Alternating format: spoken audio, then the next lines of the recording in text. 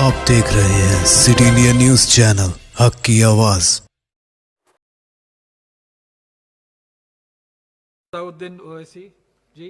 बहुत शुक्रिया जनाब चेयरमैन साहब। मैं सदर जमहूरिया के खुतबे के मोशन के खिलाफ बोलने के लिए खड़ा हुआ हूं और मैं अपनी बात का आगाज उस मुल्क का नाम लेकर करना चाहता हूं जिसका नाम लेने से हमारे मुल्क के वज़ीर आज़म डरते हैं और कांपते हैं। उस मुल्क का नाम चाइना है और इस चीन ने 45 साल के बाद भारत और चीन की सरहद पर हमारे 20 सिपाहियों को मार दिया और उनकी मौत, उनकी शहादत रायगा जाने दे रही हुकूमत।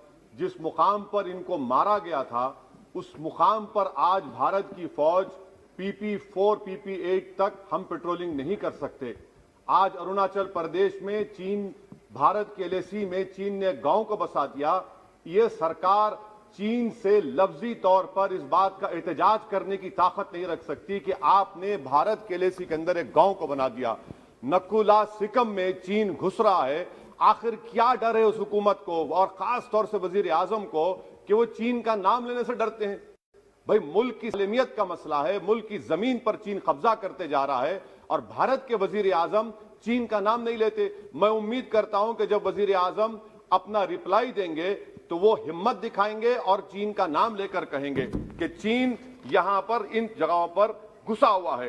सर, चीन आज भी अपना इंफ्रास्ट्रक्चर बढ़ा रहा है, वहां पर फौज को बढ़ा रहा है। मैं सरकार से जानना चाहता हूं कि जब बर्फ पिघल जाएगी दोबारा चीन हमला करेगा भारत की फौज पर, तो आप इसके लिए क्या तैयारी कर रहे हैं? और सर, मैं ये तकरीर इसलिए भी कर रहा हूं क्योंकि मैं एक आंदोलन जीवी हूं। मुझे इसका फख्र है, इसलिए मैं खुल के बोल रहा हूं। अल्फाज छाप कर, किसी से डर कर बोलना मेरी फितरत में नहीं है। अफसोस तो इस बात का होता है सर कि जिस जगह पर हमको इंफ्रास्ट्रक्चर बनाना था हमने टिकरी पर बना दिया। जिस जगह पर हमको वो इंफ्रास्ट्रक्चर बनाना था हमने सिंगूर में बना दिया। जो इंफ्रास्ट्रक्चर की जरूरत थी हमने गाजीपुर पर बना दिया, अरुणाचल प्रदेश में नहीं बनाया। आखिर हो क्या रहा है? क्या किसान से जो बर्ताव किया जा रहा है वो ऐसा लग रहा है कि वो चीन की फौज बनी हुई है और जो चीन की फौज से बर्ताव किया जाना था आप किसानों से कर रहे हैं? तो मैं इस हुकूमत से जानना चाहता हूं कि इंफ्रास्ट्रक्चर और ये किसानों से क्यों जुल्म किया जा रहा है? सर, यहां पर ये तीनों कानून को लेना पड़ेगा वापिस। आपको आपकी अना को थोड़ा मिटाना पड़ेगा और तीनों कानून को वापस लेना पड़ेगा। सर, यहां पर मेरे को साहिर लुधियानवी का एक शेर याद आ रहा है। मैं साहिर लुधियानवी के साथ माजरत के साथ उस शेर में तरमीम करके कहना चाहूंगा कि जो मौजूदा हालात पर के साहिर लुधियानवी का शेर को थोड़ा तब्दील करके कि चीन पर करम, किसानों पर सितम, रहने दे थोड़ा सा भरम, ऐ जाने वफा ये जुल्म ना कर। ये साहिर लुधियानवी ने कहा था। हाँ, आपसे पूछ के करेंगे क्या? आप तो टुट्टे शायर हैं, ना शायरी आती आपको, ना जौक है, ना कुछ है। बोले जाते हैं, क्या क्या बोलते हैं आपको ही मालूम। बहरहाल सर, ये जो किसानों का कानून है इसमें क्या काला है? काला इसमें यह है कि इस हाउस को एग्रीकल्चर स्टेट सब्जेक्ट है और कहां लिखा है संविधान में? एंट्री 14, एंट्री 28, शेड्यूल 7 में। और यह फेडरलिज्म के खिलाफ है। केशवानंदा भारती खास तौर पर कहता है कि फेडरलिज्म बेसिक स्ट्रक्चर है। तो यह सबसे बड़ा काला है। और सर, ये पूरा किसानों के एजिटेशन से क्या बात मालूम हुई कि सरकार को इस लोकसभा की अजमत, इसकी खूबसूरती की कोई इनके पास हैसियत नहीं है। सरकार इस ऐवान से डरती नहीं है। सरकार किससे डरती है? जब लोग रोड पर निकल कर आते हैं तो मोदी जी की नींद हराम हो जाती है। तो वही आप पैगाम दे रहे हैं कि लोग रोड पर निकले तो सरकार कहती है कि हम 1.5 साल तक कानून को मुलतवी कर देंगे।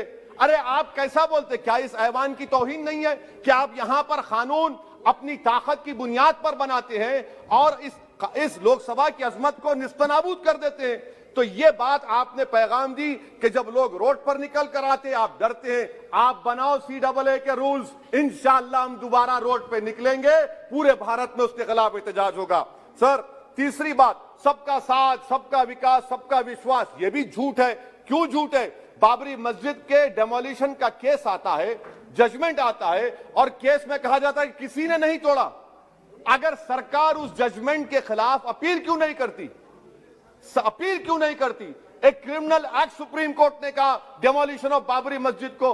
आप हुकूमत में हैं, आप अपील इसलिए नहीं कर रहे क्योंकि आप अपने लोगों को पैगाम देना चाहते हैं क्या पैगाम देना चाहते हैं कि बेटा काशी मथुरा में भी तोड़ दो, हम तुम्हारे साथ हैं?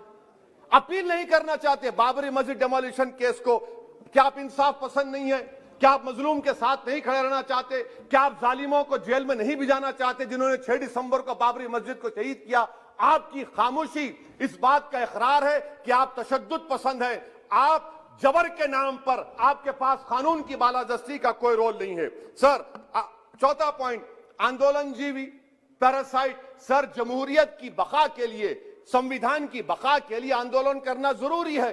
और वजीर आजम या कोई बरसर इख्तिदार जमात के लोग अगर आंदोलनजीवी पैरासाइट का लफ्ज इस्तेमाल करेंगे तो मैं याद दिलाना चाहता हूं सर आपके जरिए से इस हुकूमत को कि हिटलर ने जर्मनी में यहूदियों के खिलाफ इनको कॉकरोचेस का, टर्माइट्स का, उसके बाद 20 मिलियन, आप देखते हैं कि 2 मिलियन से ज्यादा यहूदियों को गैस के चेंबर में डाला गया।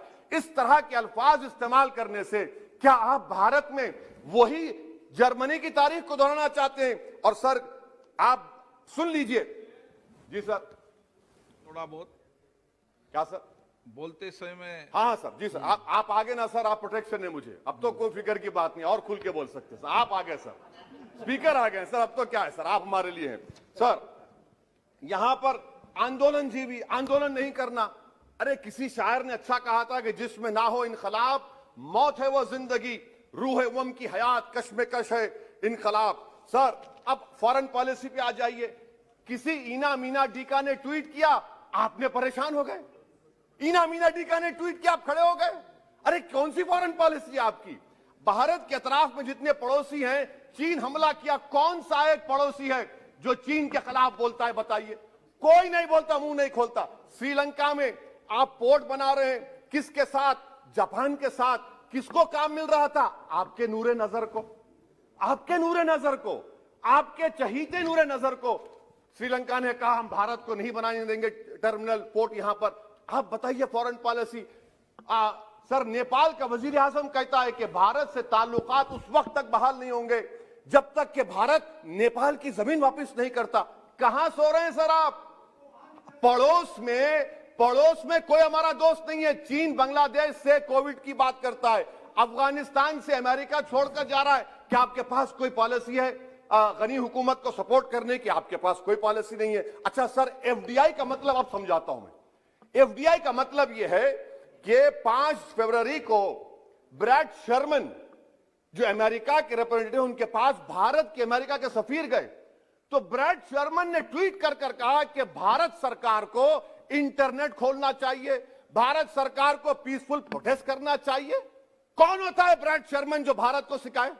ये एफडीआई है। और भारत सरकार का डिप्लोमेट, एम्बेसडर बैठकर उनका लेक्चर सुनता है, और उसके बाद क्या होता? 3 दिन के बाद आप कश्मीर में इंटरनेट खोल देते हैं। ये आप एफडीआई कर रहे हैं, हम नहीं कर रहे हैं। अच्छा, बात कश्मीर की आई।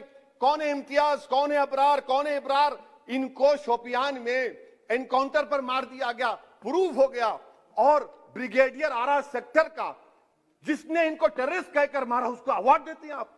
सर, इन मरने वाले कश्मीरियों के लिए कौन रोएगा? क्या वजीर आजम रोएंगे? क्या वजीर आजम रोएंगे? क्या कोई रोएगा? अच्छा सर, एक और बात सर, हाँ एक और बात आई कि शादी के घर में गुस्सा होता है।